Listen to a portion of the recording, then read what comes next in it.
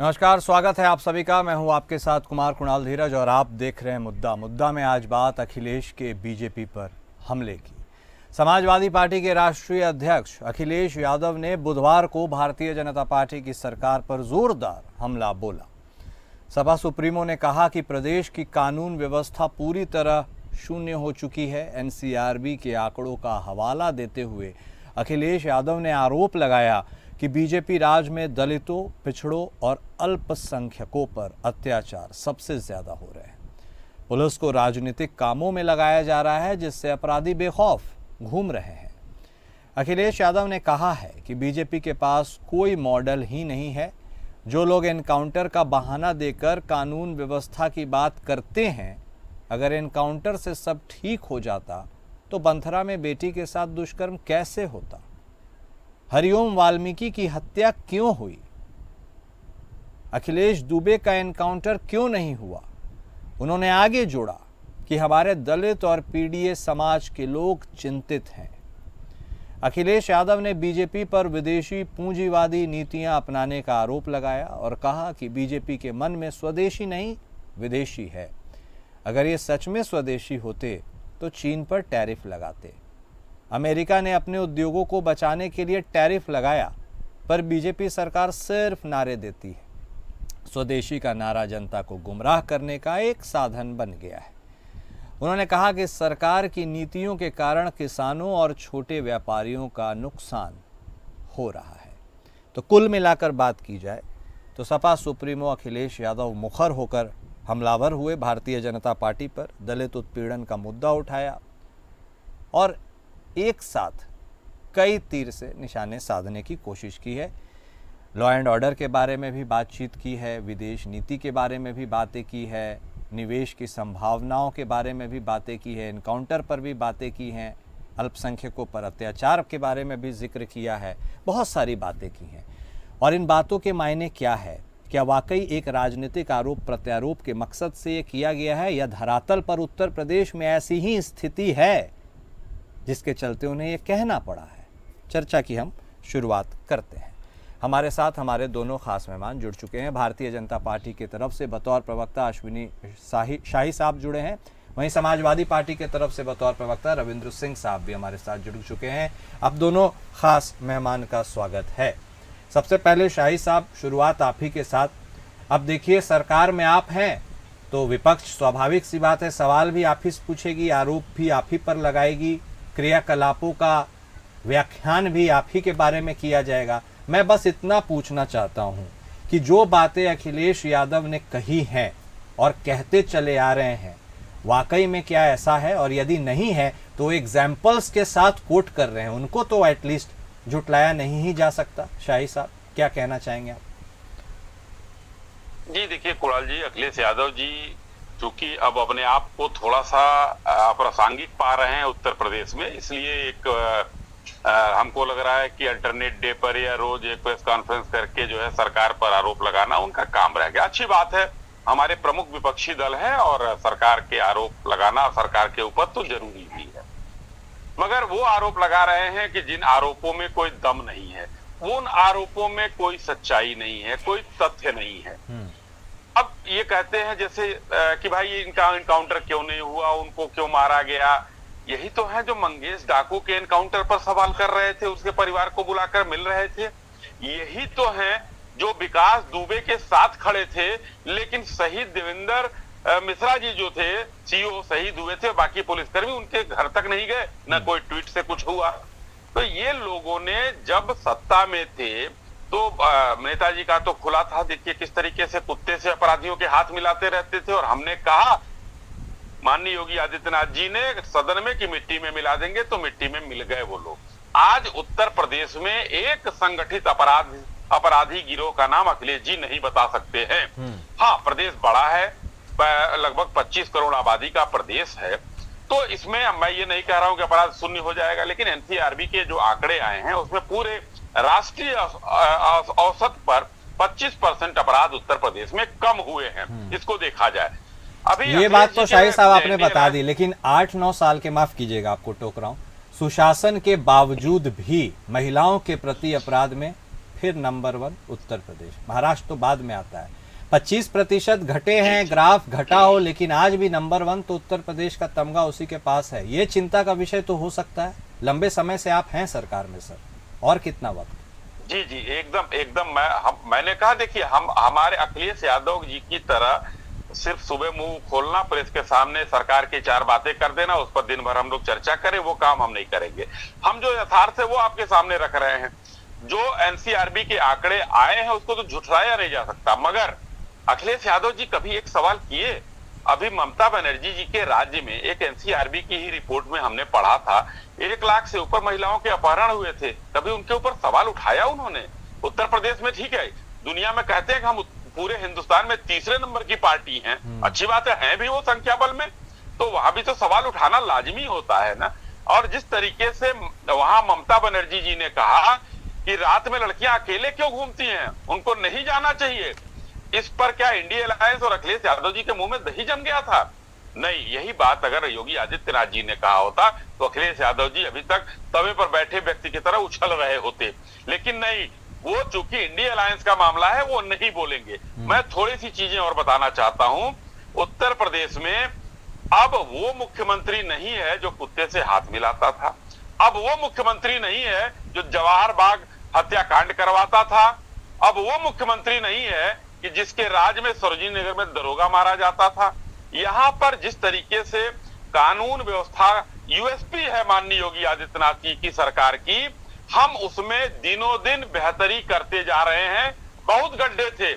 मैंने पहले भी कहा, उत्तर प्रदेश को अगर आप नापिएगा तो 25 करोड़ का राज्य है। अगर किसी थोड़ा सा हम कह रहे हैं कि 13-14 करोड़ से ऊपर का कोई राज्य नहीं है, अगर यही घटा दीजिए, देखिए अपराध में हम कहां चले जाते हैं।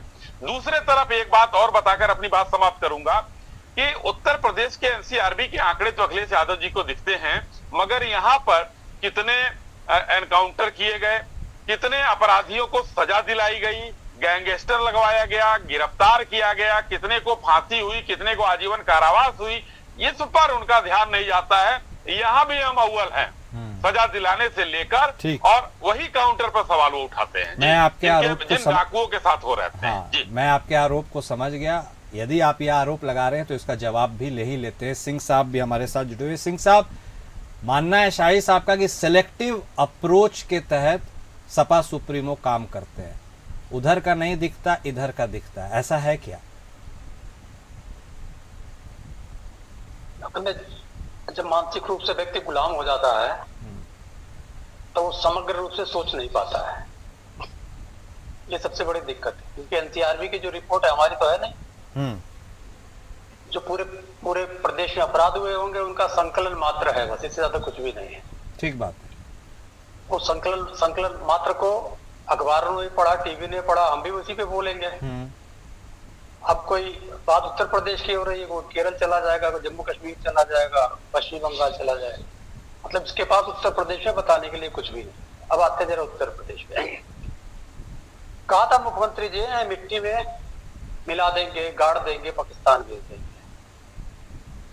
फिर कौन अपराध कर रहा है? जब सबको आपने भेज दिया था, गले में तख्ती भी डाल के चले आए। अपराध कौन कर रहा है? जबकि सीरियस अपराध लिखने पे हर थाने पे अलिखित रूप से कहा गया है कि जो गंभीर ऑफेंस आवे उनको न दर्ज किया जाए या आपस में समझौता कराया जाए। फिर इन्होंने अपराध को रोकने के नाम पे जो जुमला बनाया, वो टाए टाए वाली पुलिस बनाया कि गन्ने खेत में खड़े होकर टाए टाए बोल रही है, उसको धाए धाए भी बना दिया इन्होंने। 257 लोगों को मार गिराया। फिर कौन अपराध कर रहा है? मार तो दिया आपने 257 लोगों, अब कौन अपराध कर रहा है? फिर कहा भी, अभी एक नाम पूछ रहे थे भारतीय जनता पार्टी के प्रवक्ता, संस्थागत अपराधियों के 66 संस्थागत अपराधियों की सूची जारी किया उत्तर प्रदेश सरकार ने, 10 पर भी कार्रवाई नहीं कर पाई। तो क्या 56 संस्थागत अपराधियों को लगातार उत्तर प्रदेश सरकार का संरक्षण मिल रहा है क्या? यही माना जाना चाहिए फिर तो। एक पूछ रहे थे, अब ये 56 खोज के लावे कौन थे जो सरकार ने किया है। फिर एक नई स्कीम निकाली इन्होंने, बुलडोजर कर देंगे। बुलडोजर का शिकार केवल निसहाय लोग हुए, या मुसलमान लोग हुए, या जो इनके पक्ष में नहीं जाते थे वो लोग। फिर हुआ क्या, हमारी सुप्रीम कोर्ट ने 3 बार कहा जंगल राज है, और बुलडोजर न्याय पे प्रभावी रूप से रोक लगा दिया। खाली खाली उत्तर प्रदेश ही नंबर 1 प्रदेश, अपराधी प्रदेश नहीं बना है। जो राजधानी लखनऊ है, ये पूरे भारत की अपराध की नंबर 1 की राजधानी भी बन गई है। एनसीआरबी के आंकड़े बता रहे हैं। तो क्या लगता है आपको, जो कथनी है और करनी है उसमें अंतर है क्या सिंह साहब? क्योंकि बातें तो सरकार की तरफ से, आपने, हाँ बोलिए, आपने एक विकास का मॉडल की बात करी। हाँ, तो विकास का मॉडल 2-3 बातों से खत्म हो जाता है। हम सबसे बड़े कर्जदार हैं, प्रति व्यक्ति सबसे ज्यादा कर्ज हमारे ऊपर में है, प्रति व्यक्ति जीडीपी सबसे कम है। 40 लाख का झूठ बोल रहे थे। अगर कानून व्यवस्था दुरुस्त रही होती तो 40 लाख करोड़ रुपए आखिरी बार फरवरी में बोला था, जब महामहिम जी आई थी लखनऊ में। उसके बाद से बोलना भी बंद कर दिया। अगर कानून व्यवस्था सही रही होती, ये ईमानदार रहे होते, और इनका जो इन्वेस्टमेंट का सीईओ ईमानदार रहा होता, जो भागता फिर रहा, जिसके खिलाफ अभियोग पंजीकृत है, ठीक, अगर वो सही रहा होता तो ये 40 लाख करोड़ रुपए मुख्यमंत्री जी को बोलने की जरूरत नहीं पड़ती, दिखाई पड़ता। इसका मतलब कानून व्यवस्था भी दुरुस्त नहीं है, और इनका जो टॉप लेवल का अधिकारी बैठा हुआ है वही अपराधी है। जब इनका एसपी वसूली करेगा तो अपराध बढ़ेंगे। अब आप उसको कल ये पिछले साल से कम हो गया, ज्यादा हो गया, अपराध दिला दिया हो गया, फिर कहेंगे अगर इनके पास कोई बच्ची झांसी में जाती है, बलात्कार की शिकायत लेके थानेदार बलात्कार कर देता है फिर उसका। ऐसे मेरठ में अभी एक घटना घटित हुई। तो अगर इस प्रकार की घटना घटित होती रहेंगी और ये फायर कवर देते रहेंगे, फायर कवर देने के लिए कुछ नहीं बचा है हिंदू मुसलमान के सिवा। कभी रेल जिहाद कर देंगे, कभी घुसपैठिए कर देंगे, कुछ भी कर देंगे, बताएंगे नहीं क्या है रेल जिहाद, क्या है घुसपैठिए। 8 साल से यहाँ पर है, 10 साल से वहां पर है, लेकिन बताएंगे नहीं। इनका अपराध और इनकी जो विकास नहीं करने की गति, जन कल्याणकारी नीतियां नहीं कर रहे हैं, तो उसके लिए ऐसे झूठ बोलेंगे, और मत प्रवक्ताओं की मजबूरी है, करे तो करे क्या। ठीक है सिंह साहब, देखिए अब शाही साहब, आप उधर सेलेक्टिव अप्रोच की बात, आपके तरफ भी सेलेक्टिव अप्रोच की बात लग रही है कि गुंडों में भी बाइफरकेशन है क्या, कौन इस तरफ कौन उस तरफ, वरना 56 के खिलाफ क्यों नहीं होता है। खैर ये बातें कहीं, आप इनमें जो भी कहना चाहे कह सकते हैं। एक और बात है सर, यदि सपा सुप्रीमो अति पिछड़े दलितों की बात करते हैं तो एनसीआरबी के आंकड़ों में भी रिफ्लेक्ट होता है। उस मामले में भी संभवतः, यदि मैं गलत नहीं हूं तो यूपी फिर नंबर 1 है SC ST के खिलाफ क्राइम में, महिलाओं के में भी वही, SC ST में भी वही। तो मौका तो सर विधि व्यवस्था दे रही है, तभी तो सवाल पूछने का मौका मिल भी रहा है विपक्ष को। एकदम कुणाल जी, देखिए मैं तो चैलेंज अभी भी करता हूं, जो 56 संगठित अपराधी गिरोह जो है, समाजवादी पार्टी के प्रवक्ता ने बताया, ये और अखिलेश जी दोनों लोग मिलके एक लिस्ट बनाकर जारी कर दें कि उन्होंने पिछले 8 साल में कितने अपराध किए हैं, क्या वो अपराधों में संलिप्त हैं। गिरोह का नाम होने से मतलब नहीं है। ये तो शाही साहब पुलिस की केस डायरी में तो होगी ये सारी चीजें, यदि चाहें तो। नहीं तो करे ना, जब ये मुंह से कह के टेलीविजन चैनल पर और प्रेस कॉन्फ्रेंस में अखिलेश जी अपने हास्यास्पद क्यों बनते हैं। 56 है या 156 है, उसको जारी करे ना कि इनके ये अपराध है, मान लीजिए कि X, इनके ये अपराध है, इन्होंने 2017 में ये अपराध किया, 2025 में ये अपराध किया, ये चालू है। शाही साहब, तो आप भी अपने स्वविवेक से सर, इस स्वविवेक से आप भी तो जांच करा सकते हैं, ताकि आप भी तो ये आरोप को गलत साबित कर सकें। आपके पास भी तो कह रहा नहीं है तो नहीं हम कह रहे नहीं है। अच्छा, तो हम जांच किस बात की करा लें? जिसको दिख रहा वो कराए ना। अब आता हूं दूसरी बात पर, घुसपैठिया का यहाँ पर मामला आया। भाई घुसपैठिया तो अखिलेश यादव जी ने कहा मुख्यमंत्री जी को घुसपैठिया, अपनी पत्नी को नहीं कह पाए घुसपैठिया।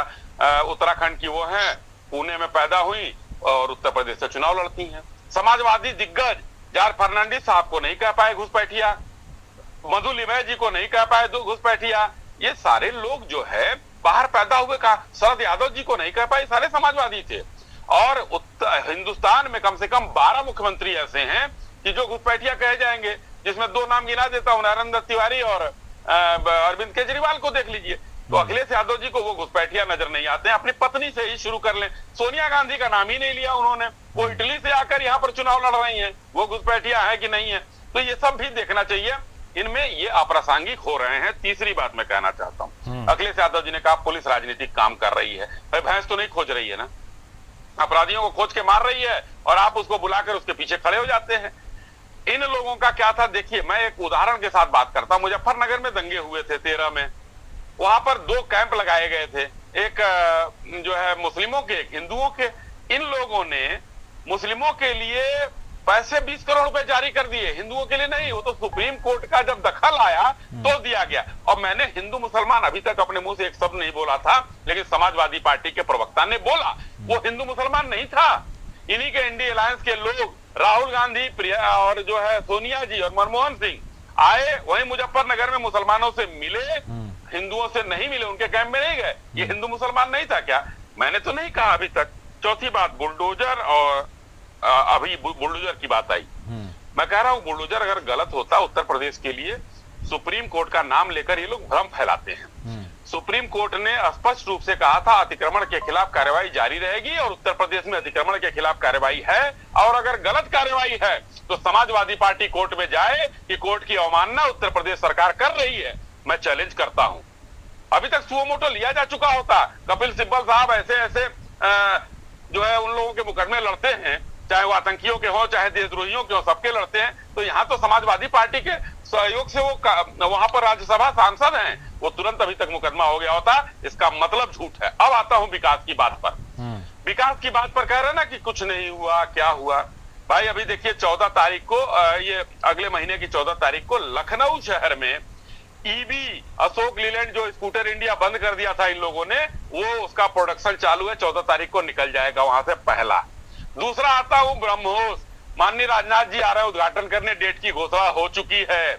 गोरखपुर में खाद कारखाना बंद पड़ा था इन लोगों की सरकार में, वो खाद कारखाना चालू हो चुका कई साल पहले। अप्रैल पार्क नोएडा में, वहां पर जो है फिल्म सिटी नोएडा में, जेवर एयरपोर्ट, ये सारे काम नहीं दिखते हैं। और आज 40 लाख करोड़ की बात कर रहे हैं, 15 लाख करोड़ के काम धरती पर उतर चुके हैं, काम प्रोडक्शन चालू है। ये समाजवादी पार्टी जाती थी मुंबई में। एक मिनट, एक अंतिम लाइन। समाजवादी पार्टी जाती थी मुंबई में और इन्वेस्टर मीट करती थी। लखनऊ कोई नहीं आता था, ये लोग मुंबई होटलों में करते थे, उसके बाद इन्वेस्टमेंट नहीं आता था, ढिढोरा पीट कर रह जाते थे। क्यों? यहाँ पर गुंडई वसूली का राज था। अब वो राज खत्म हुआ है, तब ये 15 लाख करोड़ का इन्वेस्टमेंट यहाँ आया है। जी ठीक है। सिंह साहब, कैसे देख रहे हैं आप?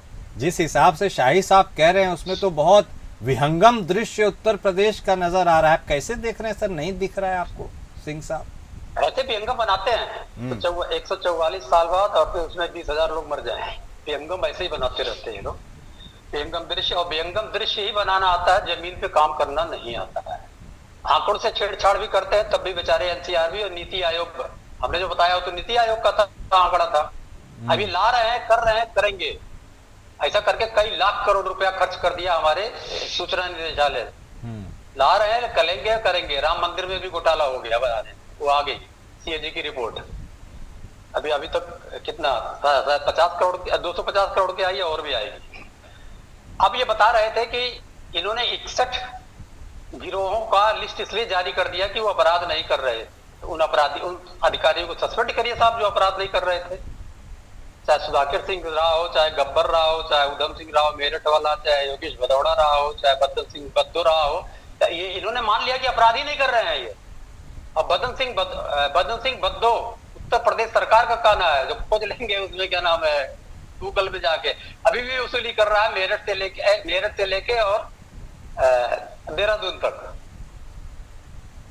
तो अब आप कुछ भी कहिएगा, विहंगम दृश्य बनाने से आपके, अभी तो मैं धरातल की बात नहीं कर रहा हूँ, अभी तो मैं आपके केवल आंकड़े, नीति आयोग की बात कर रहा हूँ। लेकिन जनता तो सिंह साहब धरातल पर रहती है। जनता का क्या मानना हो सकता है? क्योंकि 27 की दिशा दशा तो जनता ही तय करेंगी, लड़ेंगे तो भले आप लोग। हाँ, वो जनता तय कर देगी, आने दीजिए, उसको भी आने दीजिए। जनता ने तय किया था 73 से घट के 44 पे है, 33 पे चले गए तो जनता ने तय किया है। 312 से घट के 255 पे चले आए, जनता ही ने तय किया, हमने थोड़ी तय किया है।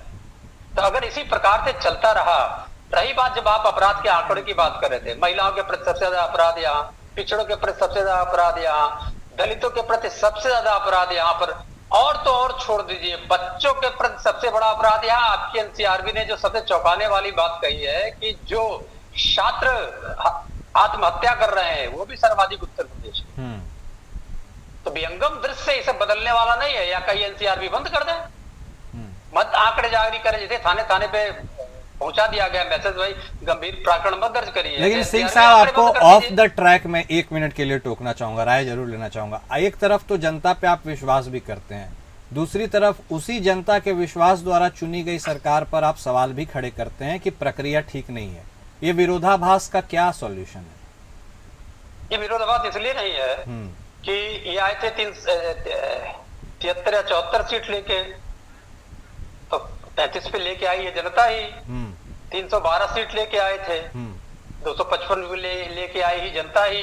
तो अगर आप एक तरफ तो ये है, दूसरी तरफ कानून व्यवस्था में हमेशा से ये टॉप में है, एनसीआरबी के आंकड़े में नंबर माना जाए तो, और इनको दर्ज करा देना चाहिए जाके लिम्का बुक होगी, किसमें किसमें मुख्यमंत्री जी बोलते हैं। आप मान लीजिए कि आप अपराधों को चुनाव से जोड़ना चाहते हैं, जैसे हर चीज को चुनाव से जोड़ देंगे, अपराधों को चुनाव से जोड़ना चाहते हैं तो ना रोक पाए हैं ना आप रोक पाएंगे। ठीक, और जनता 2 मिनट है, 2 सेकंड बाद, हाँ नहीं, आप ही से लेंगे बाइट हम। 2 मिनट है मेरे पास, एक बार स्वदेशी वाले मुद्दे को भी टटोल लीजिए सिंह साहब। 1 मिनट आपसे सुनेंगे, 1 मिनट शाही साहब से सुनेंगे। अखिलेश साहब कह रहे हैं कि स्वदेशी आप ये गाते तो हैं लेकिन वह अपनाते नहीं हैं। इस बात को कैसे देख रहे हैं, और क्या इसलिए भी कि अमेरिका ने तो हम पर टैरिफ लगा दिया लेकिन हम चाइना पर नहीं लगा पा रहे हैं? कैसे लग रहा है आपको ये? 9,000 की गाड़ी, मतलब हवाई जहाज, 5 करोड़ की गाड़ी, 20 लाख का सूट, 1 लाख का कलम, 1.5 लाख का चश्मा, 2.5 लाख की घड़ी, भारत की नहीं। वही व्यक्ति कहता है हम स्वदेशी करेंगे, जो जिसकी निर्भरता, अमेरिका का तो ज्यादातर व्यापार भारत से था, हम अमेरिका से व्यापार करके प्लस में थे, लेकिन जब हम चीन से व्यापार करते हैं तो 100 अरब डॉलर का हमको नुकसान होता है, और बाकी और व्यापार भी आप जा रहे हैं उनको देने के लिए चीन को। और आपने तो कहा था स्वदेशी बनाएंगे और यहाँ पर आत्मनिर्भर भारत बनाएंगे, तो आत्मनिर्भरता की हद हो गई। सेमीकंडक्टर चिल्ला रहे हैं 8 साल से, आज तक सेमीकंडक्टर का प्रोडक्शन नहीं कर पाया। अभी ब्रह्मोस कह रहे थे, 9वां साल है ब्रह्मोस कहते कहते, ब्रह्मोस छोड़ दीजिए, डिफेंस गलियारा कर रहे थे, जमीन एक्वायर नहीं हो पाई है। तो जब इन्हीं चीजों को खरीदने के लिए जब हम विदेश में चले जाएंगे तो स्वदेशी कहाँ रह गया? अब आ जाइए जरा, डीआरडीओ, इसरो में विदेशी कंपनियां ठेका ले रही हैं, आपके पास क्या ठेकेदार भी नहीं है स्वदेशी? तो आप जब स्वदेशी की बात करेंगे तो आप किसी मॉल में चले जाइएगा धरातल पे देखने के लिए कितनी स्वदेशी सामान मिलती हैं, ये आपको पता चल जाए। ठीक है, शाही साहब सिर्फ बात ही करिएगा। अब देखिए, बात तो ठीक है, ट्रेड डिफिसिट में हम चले जाते हैं चाइना के साथ, अमेरिका में सरप्लस रहते हैं, तो चाइना पे भी ठोकिए ना सर टैरिफ, क्या दिक्कत है? भारत सशक्त है, खुद बनाएगा, खुद उपभोग करेगा। ना एकदम देखिए पिछले 56 सालों तक तो सरकार इन्हीं लोगों की रही। हाँ, हमारी ये 11 साल, ये 6 साल अटल जी की जोड़ लीजिए, तो इन लोगों ने तो कुछ किया नहीं। अब आशा मोदी जी से है तो मोदी जी कर रहे हैं। अब देखिए हिंदुस्तान में जो है जोहो भी आ गया, और हिंदुस्तान में कहा, देखिए झूठ बोलने की एक पराकाष्ठा होती है। ब्रह्मोस ने पूरे वर्ल्ड में जो है वो बना दिया, नाम कर दिया, भारत की मजबूती को टांग दिया ऊपर, लेकिन नहीं दिखेगा। मोतियाबिंद के बीमारों को यही होता है। अब जो है ब्रह्मोस यहाँ पर उद्घाटन का टाइम और 9 साल हो गए। अरे ब्रह्मोस ने ही मार के आपको ऊपर किया, पहले तो दलाली खाने के लिए 56 सालों तक यहाँ कुछ बनता ही नहीं था। तीसरी बार इन्होंने 3-4 बातें कही, जहाज, गाड़ी और पता नहीं। अरे गाड़ी, अगर फिर से मैं कहता हूं मोतियाबिंद के मरीजों को कि गाड़ी जो है यहाँ हिंदुस्तान, जगुआर जो है हिंदुस्तान की टाटा बनाती है और उसी रेंज रोवर पर चलते हैं माननीय प्रधानमंत्री जी। हाँ, 56 सालों में जहाज हिंदुस्तान में बनता था, उस जहाज पर नहीं चलते हैं। वो बोइंग और एयरबस हिंदुस्तान में ही बनता था 56 सालों में, उस पर नहीं चलते हैं। वो थोड़ी सी उनकी कमी है, ये देखना पड़ता। अब रही विहंगम दृश्य की बात, विहंगम दृश्य की बात, वह विहंगम दृश्य तो होता था सैफई में, विहंगम दृश्य होता था सैफई में। एयर स्ट्रिप बनी, एयरपोर्ट नहीं बना, क्योंकि वहां पर एक परिवार के लोगों के मित्रों के हवाई जहाज उतरने थे। हमने इन्होंने वो बनाया जो है लखनऊ से आगरा तक एक्सप्रेसवे, अच्छी बात है, हम उसकी उन्मुक्त कंठ से प्रशंसा करते हैं कि बनाया। लेकिन आज जो है हम आग पर चल रहे हैं और 21 हम बना रहे हैं प्रदेश में, वो इन अंधों को नहीं दिखेगा। विरोध के लिए विरोध करना है, तो ये सारी चीजें जो है, ये 2 बातें और मैं कहना चाहता हूं जल्दी से सर कि उत्तर प्रदेश में 33 आए, फिर भी केंद्र में हमारी सरकार है। उत्तर प्रदेश के उसमें 255 हुए, फिर भी उत्तर प्रदेश में सरकार है। ये सपाई और कांग्रेसी वीरता से लड़ते हुए वीर गति को प्राप्त हो गए। ठीक है शाही साहब, वक्त इतने की इजाजत देता है। बहुत शुक्रिया, आप दोनों खास मेहमान हमारे साथ जुड़े, इस चर्चा में शामिल हुए। मुद्दा में अभी के लिए बस इतना ही। नमस्कार।